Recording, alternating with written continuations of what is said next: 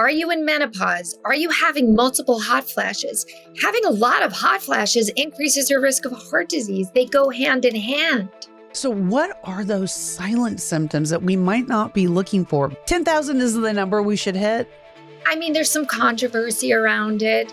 Listening to your body is really interesting and can be potentially dicey. We know sitting is the new smoking, that's for sure. In the ranking of the delivery system, is there one that's typically safer than the other? Yeah, like that estrogen cream is super safe. An estrogen patch is super safe. Isn't that so cool? Yes. Another one of those small tips, right? What are the labs? What are the scans? What are the metrics we should be asking our doctors? This is so much about educating yourself and really understanding how to communicate with your doctor. The Mediterranean diet, that has consistently shown to decrease cardiovascular risk. For a while now, people have been saying, oh, red wine is good for your heart. Now, is this true?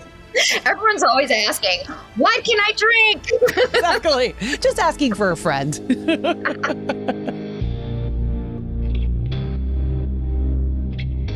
Today's guest is someone every woman over 40 needs in her corner and in her contact list. Dr. Suzanne Steinbaum is a New York-based, board-certified cardiologist and one of the nation's leading voices on women's heart health. She's been featured everywhere from the Today Show to Oprah's O Magazine, and she's made it her life's work to challenge the way medicine sees women, and more importantly, how women see themselves.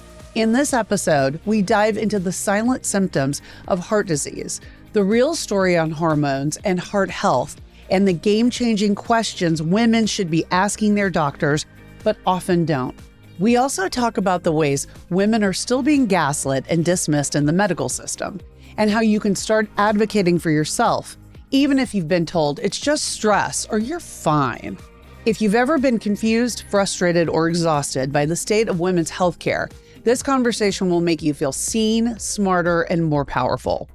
Follow the Iconic Midlife wherever you get your podcasts, and share this episode with someone you love, because protecting your heart is more than physical, it's personal.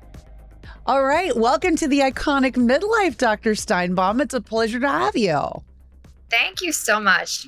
Thank you. How's your day going? You're in New York, right? I am in New York, and it's sunny and very, very hot. Summertime in New York, it's a thing.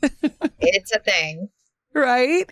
Well, we're so excited to have you. You know, I get messages and DMs from women who listen to the show who are asking me health questions all the time. So I'm grateful to have you, one of the top cardiac doctors in our country, here joining us to talk about heart health, because I know heart health is something that, you know, sometimes takes the back seat when we're talking about women's health. You know, there's a big focus on cancer and breast cancer and a lot of other ailments, which of course we should definitely be talking about those. But sometimes the heart gets sort of put in the background. So I'm glad you're here to discuss, because there's a lot to talk about. You know, you've said in the past that women's hearts don't just break, they're ignored, misread, and misunderstood. So what do you think is the biggest myth about heart disease in women, and especially in midlife?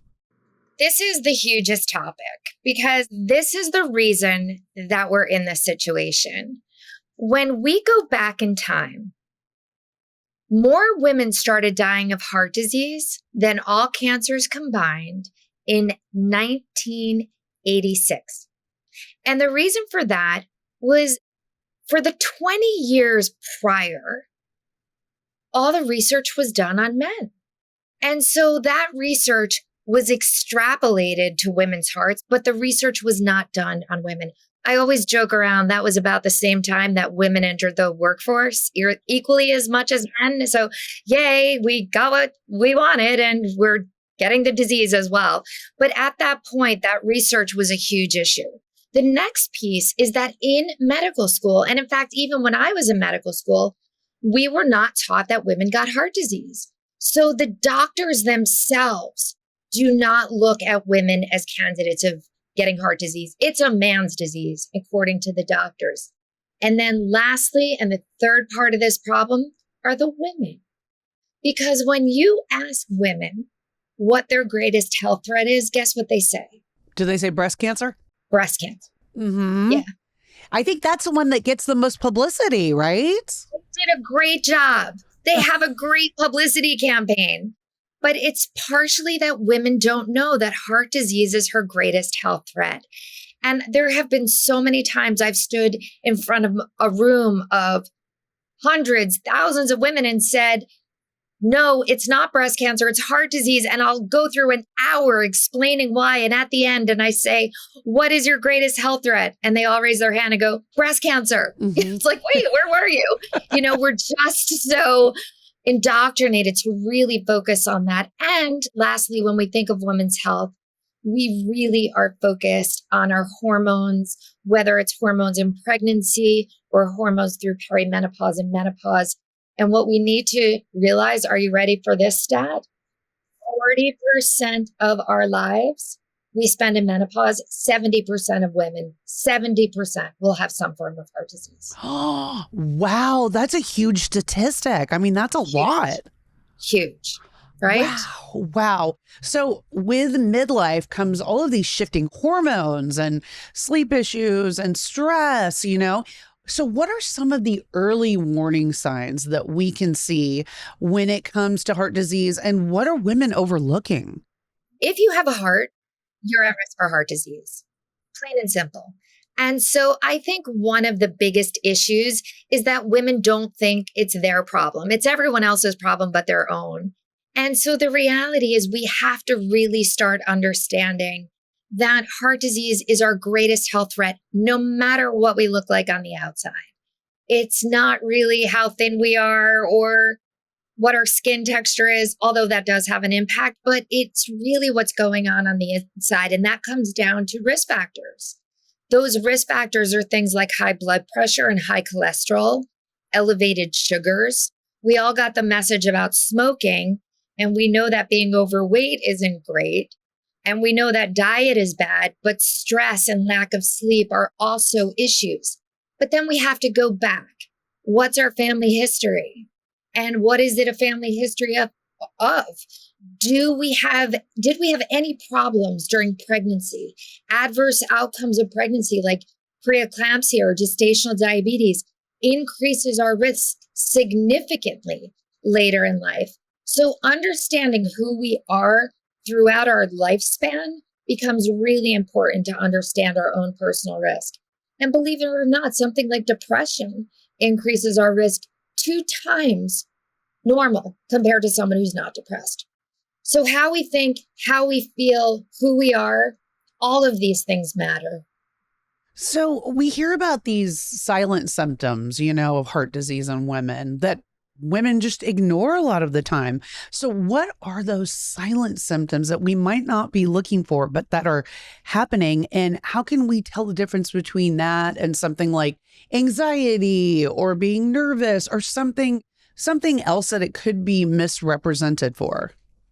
So some of the symptoms that we have is a chest pain, but it's not really pain. It's like pressure or discomfort. But also something like palpitations, shortness of breath, jaw pain, back pain. Difficulty sleeping could actually be part of it, but also flu-like symptoms. I think one of the funniest things is that when I give a lecture about this and I list these symptoms to a group of New Yorkers, everyone's like very uncomfortable in their seats. They're like, yeah, we live like this every day. How do we know it's not our hearts? And this is when I think exercise becomes really interesting, because if you're used to doing a certain amount of activity and all of a sudden you can't, that is probably one of the most important symptoms of knowing something's going on with your heart. So is it like getting more winded when you're working out, or physically you just cannot do like the movements and things like that? Anything. Like if you're feeling more winded, you're feeling discomfort that you didn't have, or it's harder for you, or your heart's beating faster. No matter what it is, you should always feel the same that you felt the day before or 2 days before. Obviously, if you haven't done anything for a long period of time and you're getting back to it, you're going to feel out of shape. But this is really used kind of as this is the bar. This is what we're going to compare ourselves to. And what about shortness of breath? Is that something that could be a symptom of heart disease or? Absolutely. We know that you're going to get short of breath the more you exercise. That's normal. But if you're doing something very little, not a lot, or the same amount that you were doing and you're getting those symptoms, it's a problem. Something's wrong. You've been outspoken about women being underdiagnosed and undertreated in cardiology. So how can we become stronger advocates for ourselves when we're in the exam room? This is so much about educating yourself and really understanding how to communicate with your doctor. So much of my career, I've spent really, I wrote a book and I'm speaking because it's about empowering women to take charge of their own health, becoming their own best self advocate. And part of that is knowing exactly what I started with. What are your risk factors? What are your personal risk factors in your lifespan? What's your family history? What's your blood pressure? What's your cholesterol? What happened during pregnancy? Or are you in menopause? Are you having multiple hot flashes? Having a lot of hot flashes increases your risk of heart disease. They go hand in hand. So really understanding all of these different components, that's the first step in saying to your doctor, these are my risks. This is who I am. And I'm having this symptom. So I'm concerned about my heart. See, I'm so glad you're bringing up the hot flashes and some of the other symptoms that we face during perimenopause and menopause, because this is such a transitional time for us. And so when you're over 40 and you're going through these stages of life, how do we protect ourselves when it comes to our cardiovascular health? And if we're experiencing these symptoms, how do we know the difference? Because, that's very common during this time. It's really important to pay attention. And it's really hard to know what to pay attention to because so much is happening, right? And so again, I go back to like the basics. Who was I on Monday and who am I on Wednesday? Do you know what I mean? And am I feeling differently? A lot of women will experience palpitations. That's really, really common during perimenopause and menopause. Doesn't mean you ignore it. It means get it checked. Just find out. Make sure if it's okay. Sometimes women will say they went to their doctor, they were told they're fine, and they're essentially blown off. I don't like that. Get another doctor. Really find out what's going on. But in understanding if your symptoms matter, see what makes them better, see what makes them worse, see if you can pinpoint it to something. Meaning if it's happening when you're lying down at night, it might not be your heart. If it's happening more often when you're exercising or when you're really stressed, it's very possible it could be your heart. So if you're lying down, it's probably not your heart then, if you're kind of experiencing this. Really? Is it just because of you being more relaxed or? I'm going to give you a little biology 101 yes, lesson. Please, you ready? Please. Okay. Now you'll get it. Okay. So the heart's job is to deliver blood. The blood carries oxygen, and oxygen is what all of our muscles need. Our heart muscle, every single muscle, right? When you exercise, when you're out and about, your muscles need more oxygen. So your heart starts pumping and beating more blood. If there's problems with the arteries, it cannot deliver as much blood and as much oxygen. This is a simple supply and demand equation. When you exercise, your demand goes up. If there's a problem with the arteries, your supply goes down. And that supply and demand mismatch is what leads to symptoms. When you're lying in bed, there's no demand. You should be just calm, right? And so the only time your demand goes up is when your heart rate goes up. What increases your heart rate? And that's when it becomes really important to pay attention to symptoms. Okay. There's so much discussion right now on HRTs and bioidentical hormones. And, I think there's a lot of confusion out there because we're hearing one thing and then somebody else is saying something else. But when it comes to the heart, are HRTs beneficial to heart health? Do they actually help in any way? So, the Women's Health Initiative, which was the meanest, most horrible study to ever be released, um, said that hormone replacement therapy, estrogen, is dangerous, increases the risk of heart disease, clotting, all of this. And this is not true. This is not true. The study design was really for older women. It wasn't looking at women who were on hormone replacement within the first 10 years of menopause, which we know for sure it's protective, but every woman's a little different. And the way that estrogen is delivered is different. Your risk of clotting goes up if it's taken orally versus if you have it vaginally or through a patch. And what we know through menopause is that inside the lining of the artery, estrogen keeps the artery dilating, supple. It's like it can expand and contract. It's just like our skin is supple when we're young. It's the same idea. And as we go through menopause, there are two major things that happen. There is an increase in a hormone called endothelin 1, which makes the arteries contract. And there's a decrease in nitric oxide. And nitric oxide makes arteries dilate.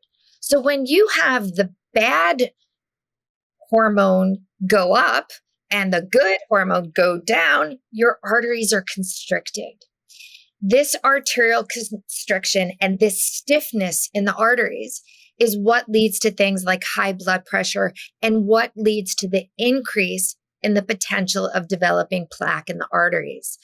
That lining of the artery, as it loses estrogen, becomes stiff. It's called endothelial dysfunction.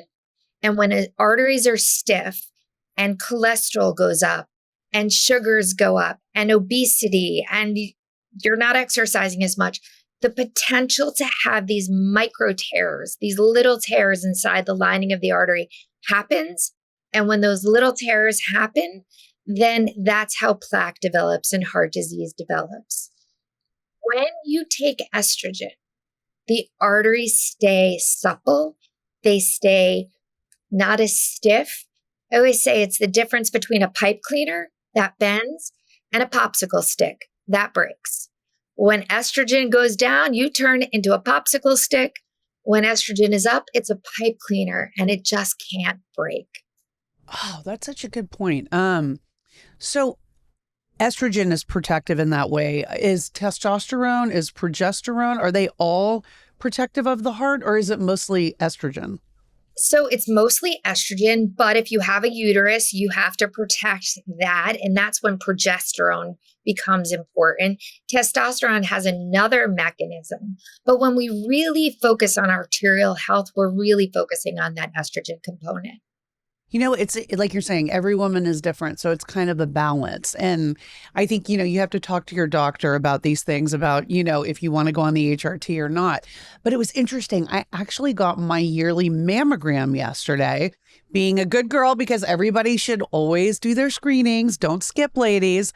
But I was talking to my doctor, and I think maybe because she is so hyper aware of breast cancer, because that is, her specialty.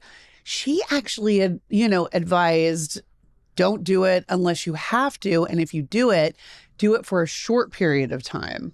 So again, like it's so confusing to me. That's not really what the data shows. And it's an interesting time to speak to you. Yesterday, a group of colleagues went to the FDA to remove the black box warning off of vaginal estrogen. There has been a black box warning saying this is dangerous to take since the Women's Health Initiative. This, as I said, was the meanest thing to ever happen. And yesterday, 2 hours of the most articulate argument. I'm so proud of these doctors to really have not only stated the reasons why it's wrong, but really talked about the personal impact it's had on their own families and patients, which was just amazing to listen to. And the point is that as doctors, remember when we started this, I said the research that was done made doctors believe this is going to give my patients breast cancer, but it's not true. And more research that's out there really shows that that's not the case. And so I'm not sure if I would say that this doctor is really looking at you individually and looking at the different ways that estrogen could be delivered to you. Intravaginally, cream is so safe for the majority of women that I don't know if we should put that kind of estrogen in the bucket of what she's talking about. The delivery system and who that individual patient is matters a lot. In the ranking of the delivery system, is there one that's typically safer than the other? Yeah, like that estrogen cream is super safe. An estrogen patch is super safe. Duavi, which is an oral hormone replacement, actually has been shown to prevent breast cancer. So there are many different types of estrogen. There's many different types of hormone replacement. And really having a doctor that can talk through this complicated story is the most important. And one thing I think is important to bring up, you're talking to your doctor who's so obsessed about breast cancer, about hormones. And then we talk to the doctor who's so obsessed about, let's say, your endocrine system or your rheumatologic system or your heart or your risk of breast cancer. Like everyone is compartmentalized in this conversation. You need to find the doctor that knows you really well, who also knows hormones really well. And that's the doctor that you have to talk to. What I think is also interesting, one more point, is when you talk to all of these doctors who, again, spoke at the FDA, and when you talk to myself, how much time we were taught about menopause in medical school? I don't know, like an hour? Every single one of these doctors became so educated and a lot of times self-educated. Now there's different classes and programs and courses and fellowships, but a lot of these doctors were about the same age. We had to learn preventive cardiology. We had to learn about hormones. They really are experts in the field. And it's the kind of field that's so complicated that I think you need an expert. I think that's a great point too that you're bringing up, is that so many doctors are not even educated about menopause and perimenopause, especially because that's kind of seems like the black hole to a lot of people. It's like, are you in it? Are you not in it? Is it, happening? Is it not? So I do think, there needs to be more education for doctors, right? To kind of understand what is happening. Even female doctors who actually are going through the same process. One of the most interesting conversations I ever had was on a panel with a group of doctors, all women. One was a urologist focusing on women. Very interestingly, in menopause, urinary tract infections, so incredibly common, but vaginal estrogen prevents urinary tract infections. Oh. So simple problem solution, right? And so there was this urologist, there was a menopause specialist, a gynecologist, myself, and the urologist said, I don't know why we're thinking of menopause as being an issue. It's just normal. Like, get over it. And everyone went, I thought, oh my God, someone's going to absolutely kill her. It was interesting, but she went through school training when that's what it was thought of. What I think is interesting is that we're not going to call this an illness, but we are going to call it a transition time that has a profound impact on health, whether it's heart disease, cognitive issues, bone health, urinary tract infection, sexual health. And let's talk about quality of life with sleep. I'm going to go back to cognition, but mood disorders, hot flashes, all of these things. This transition, and we joke around, if this transition happened to men, we wouldn't necessarily be in this situation. And that's a little bit from how the healthcare system and the pharmaceutical industry, it's just a different dynamic. And so I don't want women to think they're sick, but I want women to realize that there is a way to prevent all the disease processes that you're about to enter by simply treating the problem and the root cause. And the root cause oftentimes is hormonal fluctuations and the reduction of estrogen. Mm-hmm. Absolutely.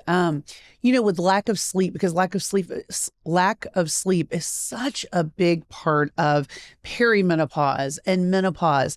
Can the lack of sleep actually affect your heart health? I think this question is so important because we're one being, right? All of this is me, not from here up, not from here down. And you bring up a point that is really, it matters for everyone to understand. When you don't sleep, what happens? Well, there's an increase in blood pressure. There's an increase in the potential of gaining weight and obesity.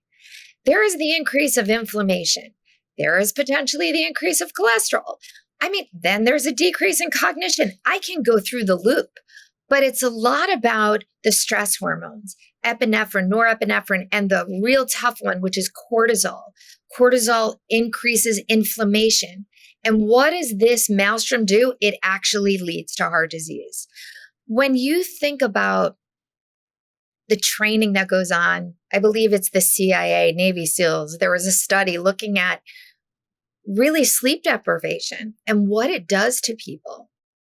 But 100%, when you look at sleep deprivation and what it does to us, cholesterol goes up, blood pressure. You cannot manage blood pressure if you're not sleeping. And we know that a little bit. We see that in sleep apnea. But there's also this profound impact it has on every aspect of us and our well-being. Absolutely. And I'm glad you're bringing up the inflammation and the cortisol of it all, because that is stressful on the heart. And oftentimes, again, it's sort of overlooked or pushed aside. So what lifestyle changes actually make a difference when it comes to lowering cortisol and lowering your inflammation and helping relieve some of that stress? It starts with the second you wake up in the morning.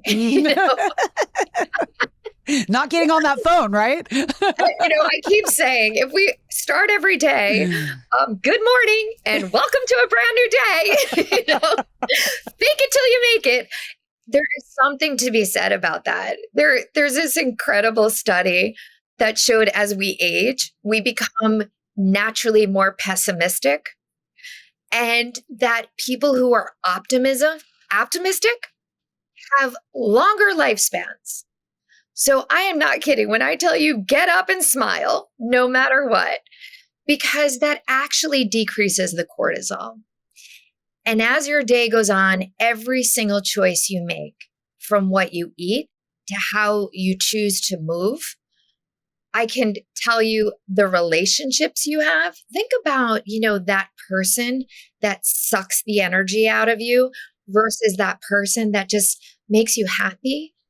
That shifts your cortisol level. How you interact with every aspect of your life. There's a study that looks at job stress. It was a nurse's health study, and it showed it was looking at nurses who really are under a lot of stress. And in this study, there was a 30% increase in risk for heart disease for people who are under stress at work. So it's about how you move, exercise, but throughout your day, you can't sit all day. We know sitting is the new smoking. That's for sure, right?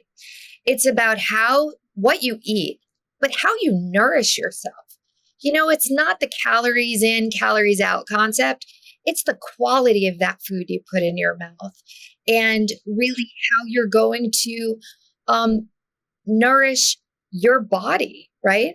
It's about stress management, and it's about your relationships and your job and your point of view and your perspective. And it's about how well you sleep and when you go to bed. Every little part of the day impacts your heart. I'm going to tell you, I always say live from the heart, because your heart is like the metronome of your life. It is carrying the good times and it is carrying the bad. And the idea of being heart sick and of really feeling heart throbs, like we understand as women, we do live from the heart. We carry all of this in our hearts. And so how we choose to live, our perceptions, it matters more than you could ever imagine. In midlife, we're also taught we need to lift heavy weights. That's like the exercise that is recommended to us. So A, does that help our heart health? Or B, should we also be doing cardio? And how much cardio, how much weightlifting, what can really keep our hearts healthy when it comes to exercise? I think this is another great question, because everyone has their perspective. And so when we think about heavy weights, that's really good to prevent osteoporosis. And that's the reason behind healthy weights. When we look at the recommendations by the American Heart Association, we look at big picture. It's 30 minutes, 5 days a week of moderate intensity exercise. So this doesn't mean like back in the day, we exercised till we vomited or else we didn't exercise, right? Totally. That's not what we need to do. It's really exercising at this very moderate intensity zone. And that's when you feel like you're a little short of breath, but you can finish a sentence.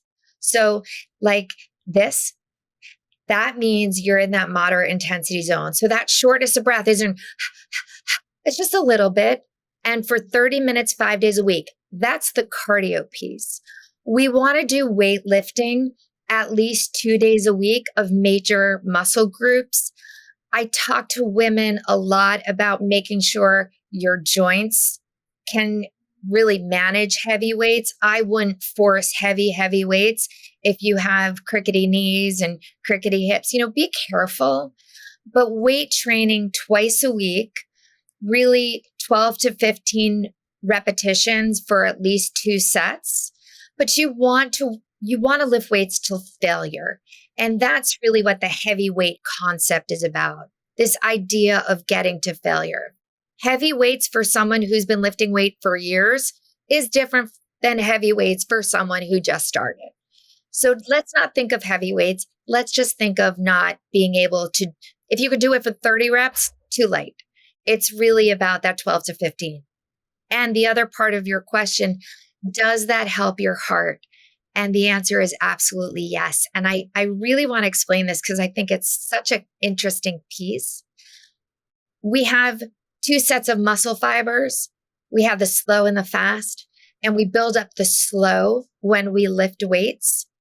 Mitochondria, which are the energy storage cells, get built up in those slow muscle fibers. So they only get built up when you lift weights, but they get used by your fast muscle fibers, the ones that you need for cardio exercise. So to get into shape, you need a lot of mitochondria. And so when you lift weights, you get into better shape faster. Oh, that's really interesting. Yeah. Isn't that so cool how the body does that? The body is so intelligent, It's so smart. Right? Who thought of that, right? Right, exactly. We're like, this is genius. This is brilliant. So yes, the answer is yes, but not for a reason that's intuitive, for this incredible reason that I just wanted to share. Yeah, no, that's amazing. There's a lot of chatter around biohacking and superfoods and supplements. So, how do those things play into keeping your heart healthy? Like, are there certain supplements we should be taking? Are there foods we should be eating? Are there biohack tricks that we should be doing to keep our hearts healthy? It's so funny. I did one of the first preventive cardiology fellowships in the country. And it was like, I keep saying it was 20 years ago, but honestly, I've been saying 20 years for like the past 25 years. So I don't know how long it's been. It was a long time. It always feels like, it's the 80s were 20 years ago. Yeah, it's kind of like that. Right? Totally. So we called it prevention. Now it's called biohacking. But it's something that's been around for a really long time. And I think that's such a cool phrase. But when it comes down to it, we've known a lot of this stuff for a really long time. And these superfoods, it's really based on antioxidants. It's really based on all these different components that help dilate the arteries. It comes down to everything that we've talked about so far. How do we keep the endothelium healthy? How do we keep the arteries healthy? How do we build up mitochondria? All these things that we're talking about. Now, let's call it biohacking for a second. There are certain supplements that we know help build up mitochondria, NAC, NAD, those sort of things. If you lift weights, you're also building up mitochondria. There are ways to do it that we can figure out most of the time internally, but sometimes supplement-wise. When we think about superfoods, omega-3 is a superfood, right? Now, omega-3 is something our body doesn't make, so we have to get it by food. What's really interesting is it's variably absorbed. Somebody can be eating salmon 3 days a week and have an amazing omega-3. Somebody could eat it 3 days a week and have a low omega-3. So we're not 100% sure. But what's great is that you can get it checked through a blood test. That might be a supplement you need. Does everyone need an omega-3 for biohacking? No, not necessarily. Because if you're eating a healthy diet and you're absorbing enough, you might not need it. So when we go through this concept, I take it back to what we know, which is there is such a thing as personalized preventive strategies. And there is not one size fits all of biohacking that's needed for everyone. I think what becomes really interesting and what I really love are all these wearables. It makes some of my patients insane. I'm like, take it off. You're fine. But we know things like heart rate variability. Heart rate variability is connected to our autonomic nervous system. That autonomic nervous system is the sympathetic, the fight or flight, and the parasympathetic, which is really the resting one. The parasympathetic is in charge when we're in great shape or when we're resilient. And so when you have a high heart rate variability, it means that your parasympathetic nervous system is in charge, which is great. I get texts and emails all day long. My heart rate variability is 16. Oh my God, am I dying? And it's like, okay, what's happening? Because everything affects the heart rate variability. But if you understand yourself and you say, my heart rate variability goes down when I drink 3 glasses of wine and it goes up when I don't drink wine, you're in control of your heart rate variability more than you know. And what you have to understand is all these devices in biohacking are almost irrelevant if you're not self-reflective. You've got to become a journalist of your own life to understand who you are, to know how to use those biohacking tools or these smart devices or tracking devices to your advantage. And unless you have that self-reflection, it's just a lot of stuff. Mm-hmm. Absolutely. I'm glad you brought up alcohol because, it's just the ever-present debate. Alcohol and how it affects us in perimenopause, menopause, midlife, but also how it affects the heart. I mean, for a while now, people have been saying, oh, red wine is good for your heart. Now, is this true? Are there better alcohols to drink than others as it relates to heart health? Everyone's always just asking, asking for a what can I friend. drink? Exactly. Just asking for a friend. So it goes back to what we call the French paradox. And the French paradox said, French people are drinking red wine and living longer. Well, back in that time when this French paradox was established, it was when we were comparing French people to sort of what Americans were doing. And we were eating an American diet that mostly was supersized, higher in sugars, more sedentary. And in this French paradox, we were saying French people drank wine and smoked and they lived longer. It must be the wine.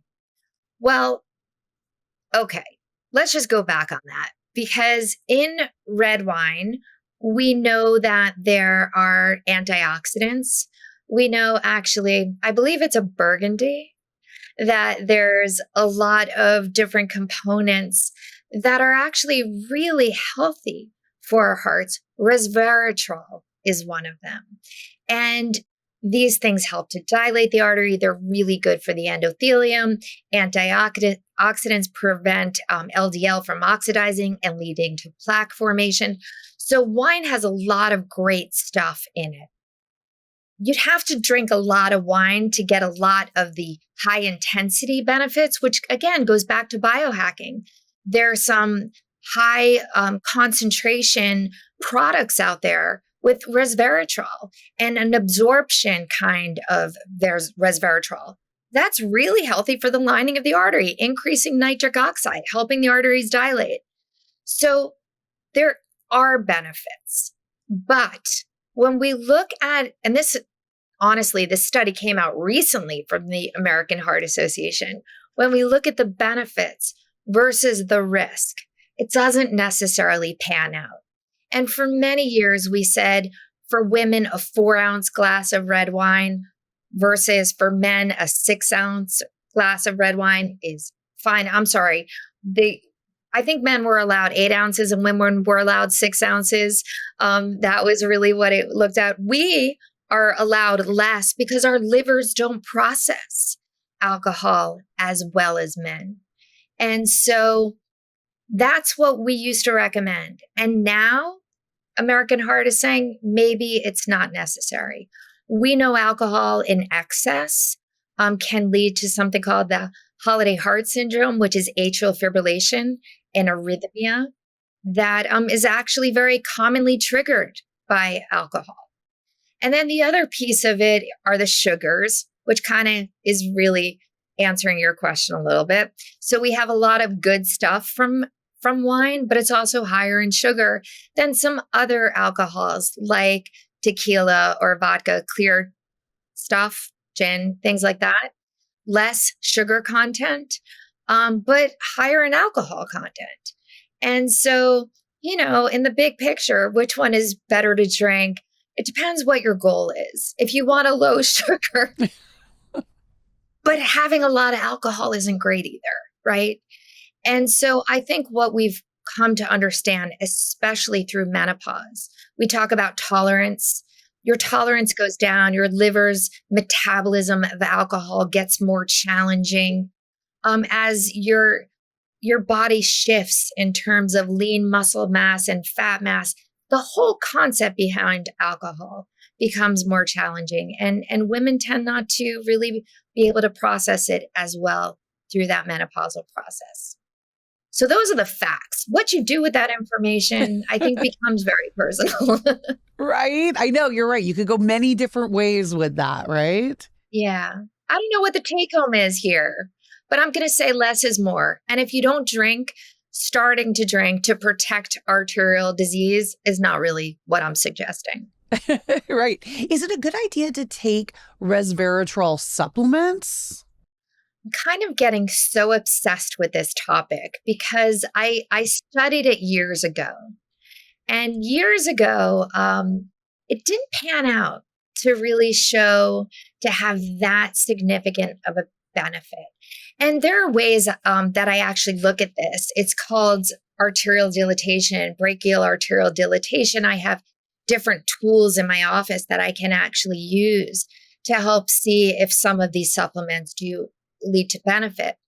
There's a company that I've just been introduced to that has, it's called a raceid form of resveratrol. And this specific form of resveratrol is actually very absorbable. So you don't need as much to have as much of a benefit. Meaning in the past, we needed so much resveratrol to really have an impact of the arteries that it was almost impossible to get. And what I'm seeing through this supplement is you actually need less. You can get it in these high concentrated, highly absorbable form, and it increases nitric oxide and it decreases the endothelin 1, which is exactly what happens during menopause. So I started taking it myself. I am going into my 4th month. I have a little bit more energy and I'm actually doing better on the Peloton. I go on the Peloton as my way to see if there's an increase in my VO2 max. Am I doing better? And I'm seeing some subtle improvements. So there might be an impact of resveratrol. It just matters on the type. The name of this company is Vinia. It's an interesting, look it up. I'm just putting it out there. Possibly this form is better. I like to say I'm not selling anyone's. I'm just doing the research and doing it on my own and trying to find out what works and what doesn't. No, that's a great idea. I mean, why not test it out personally and see, right? That's why I have all these toys on my body because I like to see how it works before I recommend it to anyone. Oh, that's great. So how do we know if we're absorbing, because everyone has a different absorption rate when it comes to like supplements and vitamins and things like that. So how can we tell the rate at which we're absorbing things? And is there a way to improve that if we need to? So I don't think we can tell. What you're asking about is metabolism. I don't think we can tell the metabolism of things, but we can tell levels. And I find this interesting that this isn't more part of our conversation, that we really can check our blood tests. We can check for vitamin D, magnesium, omega-3. We can check for coenzyme Q10. We can actually just do a simple blood test and find out what our levels are. I think that's really important to understand. That's for some supplements. We can't tell it for everything, like resveratrol right now, we can't. But I can tell from the testing that I do that really looks for arterial dilatation. That's a good point. So when we are going into our doctor's office and we want to know how healthy our heart is, what are the labs? What are the scans? What are the metrics we should be asking our doctors? So this becomes really interesting because kind of like the conversation that you had with your doctor about hormones and breast cancer. It depends a lot on who your doctor is and what your doctor's training is, what your doctor's background is. As a preventive cardiology, I come to this conversation with a lot of different kinds of testing that can tell me about arterial health. But let me give you the standard, and then let me tell you what I do, and then let me tell you where you can find out a little bit more, actually. So everybody needs to know their cholesterol. It's a cholesterol panel. There's some advanced testing that tells you your sizes of cholesterol, your particle sizes. It tells you about inflammation in the arteries. And this advanced testing also tells you some genetic markers. I think everyone needs a LP little a, lipoprotein little a. That is a genetic marker that actually increases your risk of early heart disease. I think everyone needs an ApoE, which is also a genetic marker that can tell you your risk for early heart disease and Alzheimer's, as well as your risk for diabetes or metabolic syndrome. I think everybody needs to have their thyroid checked, as well as just a standard CBC, standard blood counts. I also think it becomes important that we look at inflammatory markers, HSCRP, high sensitive CRP, which becomes really relevant. And then those other things that I talked about, omega-3, vitamin D, magnesium, we can check them. It's important to get them checked. When you are young, everyone needs a baseline. If you start having symptoms or family history, that starts at age 20. When you start going through perimenopause, you need other testing, an echocardiogram, which is an ultrasound of the heart. And then you need to understand sort of functionally how well you're doing. I do a very sensitive test in my office called a cardiopulmonary exercise test that we look for things like VO2 max, but we test for other metrics that can actually determine if you have microvascular disease or problems with the arteries to see how well they dilate, if the endothelium is healthy. I think that's really important. A lot of people talk about a calcium score, which is a CAT scan, no dye, no contrast, that looks for calcification in the arteries. I have mixed feelings about that. Calcified arteries tell us that there is evidence of plaque in the arteries, but it doesn't tell us about soft plaque. And soft plaque is really what's vulnerable that can break off and lead to heart attacks. It also tells us about early heart disease, that early heart disease is developing. And that's done through a CAT scan angiogram called a Clearly scan. So there are multiple different things. I talk about functional, physiologic, anatomic, genetic, metabolic, and really this understanding of all different components of our heart, our last being inflammatory, that tells us exactly what's going on with our heart. In this part of my career, I'm not only seeing patients, I launched a technology company, and it's called Adesso. Adesso means now in Italian. And we have an app called My Adesso that's actually in the App Store that goes over all of this. It's not only about education, but it's about testing. We have a website, adesso.health. All this information is there. I do believe that education and empowerment is the most important thing. And I am truly, truly dedicated to helping women get as healthy as they can be. And so check it out.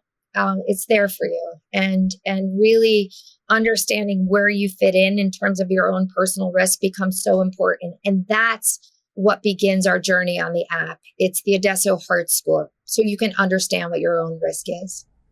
That's great. What are three, like for the women that are listening today, what are three things that they can do tonight, like today, as they're listening, when they get off? What can they do three things that they could do to improve their heart health? I believe that exercise is the best medication.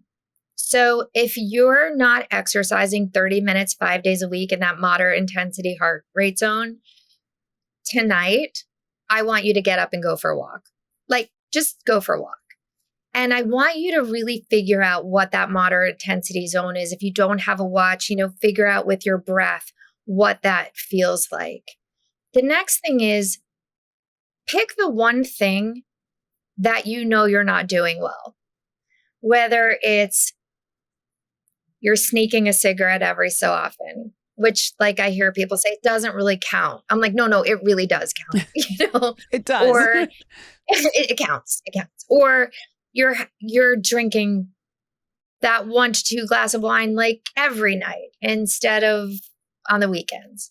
Or you're not sleeping enough. Like pick that one thing that that you don't really like to admit or tell anyone. And think about doing one small thing to improve that one thing. So if it's sneaking ice cream at night, sitting on the couch after 11 o'clock, go to bed earlier, cut out the ice cream. Like figure out a way to just change that one thing. What's so interesting is if you change that one thing, you start feeling better. And as you start feeling better, you want to do the next thing. And so the healthier you feel, the better that you feel, the more that you want to do to become healthy. And the last thing I think becomes really interesting, which is really trying to figure out how to actually get up every day with a smile on your face and mean it. And I think that it really matters what makes us happy. I think that the idea of happiness is sort of elusive all the time, but understanding that in so many ways it's a mindset and picking that one thing that really bothers you and somehow turning it around that you can actually create good hormones to be released in your body instead of those stress hormones, to really find a way to get up every morning with this sense of gratitude and appreciation, to kind of live life with this feeling of purpose and happiness. And if you can do that, it actually will help you live longer, happier. And that's truly what this is about. It's about living from the heart. Mm-hmm. Quality of life and having a great life, you know? Yeah. It's true. It's true. So I would love to know how you are living iconically during this season of life.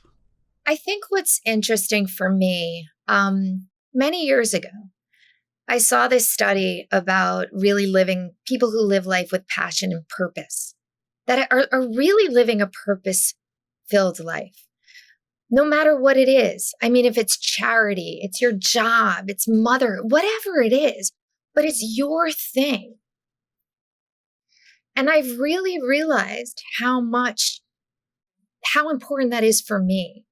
I was working in a hospital and for 20 years saying 1 in 3 women die of heart disease, more than all cancers combined. And I did the craziest thing. I left the hospital and launched a technology company. And it was like, what are you thinking?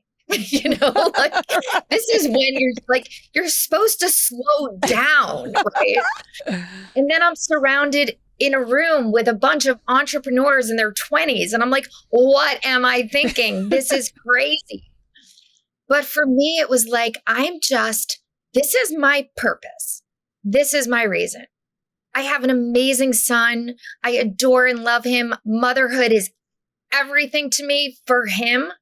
But for me, having this impact on women's healthcare and for changing healthcare for women in this country and improving their quality of life means everything. And instead of slowing down, it's ramping up, but it's living life with a purpose and with passion. And I know by the statistics that if I do that, I'm going to live life longer and with greater vitality. And I'm hoping that's what happens, even on those stressful days of startup land, you know? What would you say to women out there who are searching for purpose and trying to find what that is and what that means for them? Because a lot of women feel lost or confused or, they've given so much of their lives to other people, taking care of kids, taking care of partners, maybe working crazy hours, just doing things for others, not really doing it for themselves. So what would you tell them? I really think it's such a universal thing. I mean, for all women of all walks of life across the world, that we tend to just put ourselves last. It's so interesting. I mean, working, family, friends, everything. It's like, I'm doing this, I'm doing this, I'm doing this. And like all of a sudden it's like, okay, now I'm doing for me. We squeeze us into the checklist, right?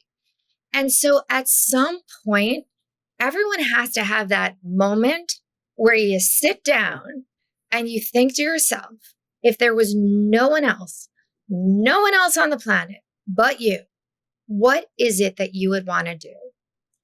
And that's what you put on the top of the list, just for a little bit, not every day, not all the time, but make it important to you, make it worth it to you. I always say, and I do this now, exercise for me is so important. I have meetings all day long. I promise you, exercise is in my meeting calendar It's not an extra. It's important enough that it is on the calendar. And that's what you have to start doing is put yourself on the calendar, just like everything else. And that one thing that's going to make you feel so happy, you've got to add that to the top of the list. And don't feel guilty about doing that, right? Oh my God, no, you've paid your dues, please. And you know what? We're talking about happiness. This is about quality of life. Everyone should have a little bit of quality of life in there. And that's what you got to figure out. What is going to make me happy? Absolutely.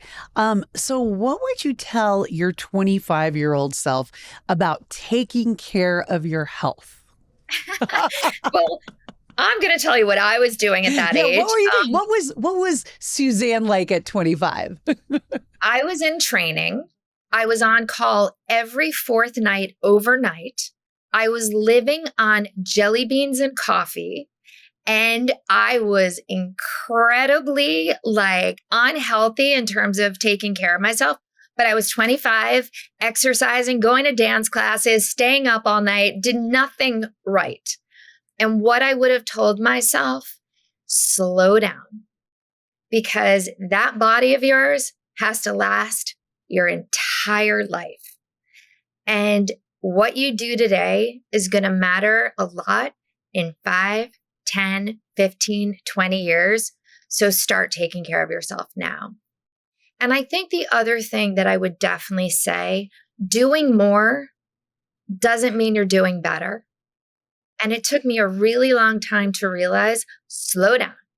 You don't have to do 150 things in one day. You can actually do 100, but be focused and you might get more done. We multitask. And there's studies that showing multitask does not mean you're being more efficient. If you're more focused, you're more efficient and you don't have to work as hard. And it took me a really long time to realize that. That's such a good point too, because it's like productivity is like the center of all of this. You know, it's like, how can we be more productive? How can we get more done? You know, like more. And it's like, just take a minute and take a breath and enjoy the moment that you're in, right? Absolutely. And that's the other thing.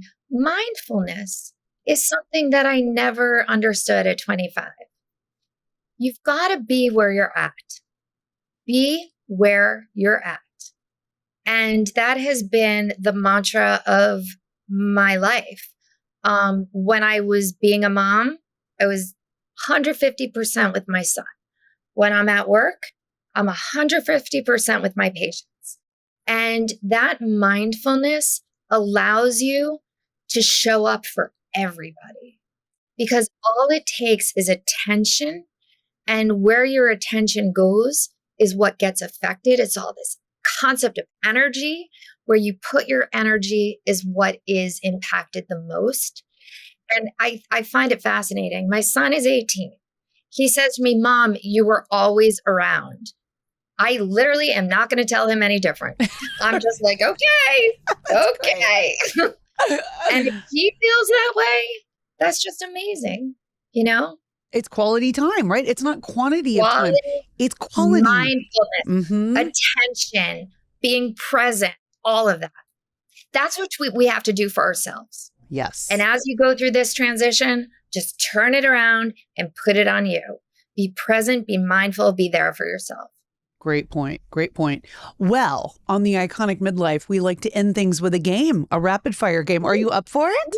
I think so. Go ahead. All right. Okay. So this game is called Heart Smart or Heart Nope. So Heart Smart is you support it. Heart Nope is it's a myth or a waste of time or possibly even bad for you. Okay.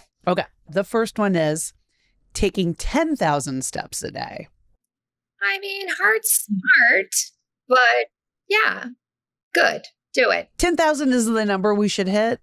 I mean, there's some controversy around it, but I would tell you, this is from a really long time ago. And that's kind of what we're saying is where our target might be a little less than that. I'm going to tell you this. The more you move, the better it is. And if we say 10,000 and we hit 8, awesome. If we say 8 and we hit 5, nope. So hold the bar higher. Right. You want to get above the 5,000. Right? Okay, good to know. Okay, red wine for heart health. Yeah, listen, I live in New York. When you ask people if they drink in New York, they're like, no, just a bottle of wine with dinner. Right? When you go anywhere else, maybe in California too, anywhere else in the country, do you drink? No means no, right? I think that, like everything, moderation becomes so important. And I think if you have a glass of red wine with dinner, nothing is going to happen to you. But that's not often what happens. And so it's really about moderation and understanding what's the best for you. I will tell you, there are people that drink red wine and the nitrates in the red wine, they're feeling foggy or stuffy or not well. Don't drink it. It's not good for you. And everyone is different. As we go through menopause, metabolism changes. Then that's a hard nope. Don't do it. But if you do, and it's a wonderful Friday, Saturday night, you want to have a glass of red wine, knock yourself out. Good advice. HRTs in your 40s. Well, again, everything in my land really comes down to this personalization and understanding who you are. If you're in your 40s and menstruating, it's not HRT that you would need. It's birth control pills, right? So HRT happens after you're done menstruating. What I will say is, if you go into menopause in your 40s, it's early. It's early menopause. So being on hormone replacement, I would absolutely recommend it, because early menopause leads to heart disease, osteoporosis. I mean, it's really, really hard on your body. So menopause in the 40s, yes, heart, smart, and healthy to go on hormones, but not if you're menstruating. It's a different deal. Okay, different deal. Magnesium for sleep. Magnesium is really, I love magnesium because it actually slows the heart rate down and actually prevents extra beats. So for women going through menopause who get palpitations, magnesium is really helpful. The marketing behind magnesium for sleep is just a branding marketing amazingness, because what it actually does is it impacts the heart and slows it down, and it makes you feel calmer. Oh, interesting. That's why you can kind of lull to sleep maybe a little easier, right? Yes. Ah, okay. Good to know. Isn't that so cool? Yes. Another one of those small tips, right? Yes, yeah. I love that. And these kind of nutrients that maybe we don't talk about as much too, Right. Cutting carbs to lower blood pressure. Huh. That's interesting. Well, I'm not sure about. So carbohydrates, depending, simple carbohydrates are high in sugars. And so that's not good for us. Sugars oftentimes leads to belly fat and leads to inflammation, and all of that will increase blood pressure. That being said, complex carbohydrates, things like quinoa, amaranth, spelt, all of these ancient grains, super fabulous for you. Decreases, and it actually improves sugar metabolism, decreases cholesterol. This is great. This is not going to increase belly fat. And so that's not going to increase your blood pressure. It's actually been shown to decrease your blood pressure. It's part of the DASH diet and Mediterranean diet. And both of these diets have been studied, and it actually decreases blood pressure. Okay, good to know. Let's see. High intensity interval training, HIIT training, heart healthy? These are, you wish I would say, this was supposed to be a fast thing, right? And I'm like, I'd rather hear you your expertise, so it's fine. I'm giving you a 20-page synopsis. HIIT intervals for athletes is great. And I talk to women who've been college athletes or training their whole lives, and they're in their 50s and 60s, and they're killing it. And, for them, high intensity intervals are wonderful. If you're starting out, or you're really in this place of, I say in the thick of menopause and you haven't gotten it all figured out yet, just focus on that moderate intensity. You don't need that high intensity until you actually get into really good shape. Then that high intensity brings you to the next level. But really high intensity, it's just not good for you in that like icky phase. I just coined a new menopause term. Like in that icky The phase. icky phase. Like, We know this icky phase you well. know exactly what I'm talking about. Just stay in that moderate intensity zone. Okay. Cold plunges, heart healthy? This is part of that biohacking thing. Right. If you make me go do a cold plunge, I will never speak to you ever again. Like, it's not for me. Again, this is an individual thing. It's really helpful it's an anti-inflammatory, really helps the autonomic nervous system. A lot of women I take care of have Raynaud's, which is spasm of the arteries in the fingers and toes where their hands and feet get really, really cold in the cold. Have you heard of this? Yes, I've heard of that. Do not do a cold plunge. Like, no, right? So again, it gets back to this personalization. The concept for many, especially people that are working out a lot, anti-inflammatory, improves the parasympathetic nervous system. For me, nope. But for some, yeah, it could be great. Okay. Now rate these in order. The keto diet versus the plant-based diet for heart health. Is there one that's better? Plant-based. I will never change my mind. Really? So, okay, that's good to know. So no Yeah. keto for heart health. It's got to be plant-based. Okay. So let's talk about this because here I go again. It's really interesting because we talk about the education and what people are really pushing. And one of the things that's come up in the menopause community is really talking about high protein diets.